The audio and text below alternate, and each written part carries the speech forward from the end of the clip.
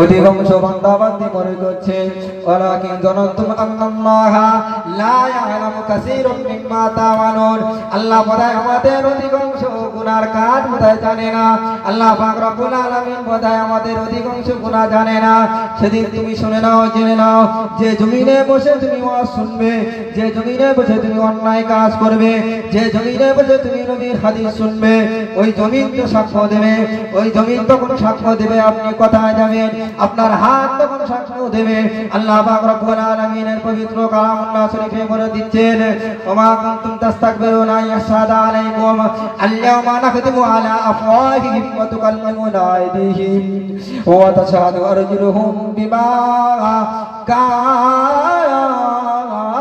ইয়াকসিবুন। বান্দাবান্দি যখন আল্লাহ পাক রব্বুল আলামিনের জাহান্নামের আযাব দেখবে, বান্দাবান্দি যখন আল্লাহ পাক রব্বুল আলামিনের কঠোর আযাব দেখবে, দেখে সে জবান থেকে মিথ্যা কথা বলবে।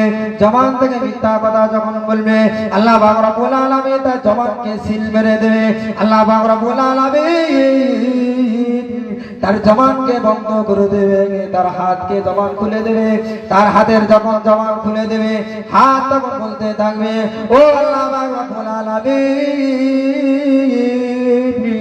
আপনি তো আমার যার নিয়ন্ত্রণ সব ওরকে দিয়েছিলেন, ও আমাকে গুনার কাজ করতে বাধ্য করেছে। আমি চাই না গুনার কাজ করব।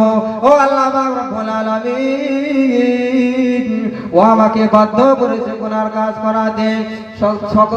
তখন চতুর্দিক থেকে যখন আমার আপনার যখন গায়ের চামড়া পর্যন্ত আপনার বিরুদ্ধে সাক্ষ্য দেবে, তখন আল্লাহ পাক রব্বুল আলামিনের কালামুল্লাহ শরীফ বলছে, অকালু বিজুলুদিহিম লিমা শাহিদতুম আলাইনা। তখন গায়ের চামড়াকে মানুষ বলতে থাকবে, এ আমার গায়ের চামড়া, তুই কেন আমার বিরুদ্ধে সাক্ষ্য দিচ্ছিস? মানুষ তখন আফসোস করতে থাকবে আর বলতে থাকবে, গায়ের চামড়া, তুই আমার বিরুদ্ধে সাক্ষ্য দিচ্ছিস?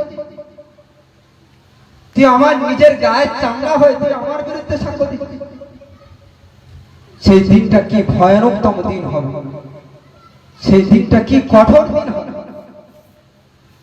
আমার আপনার দিলে আমি এখনো পর্যন্ত বসাতে পারিনি।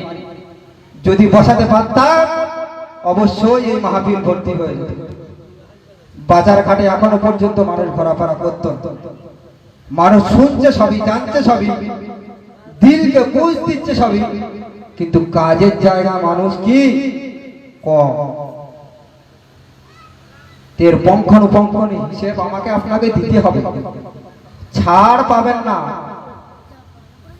ছাড় পাবেন না।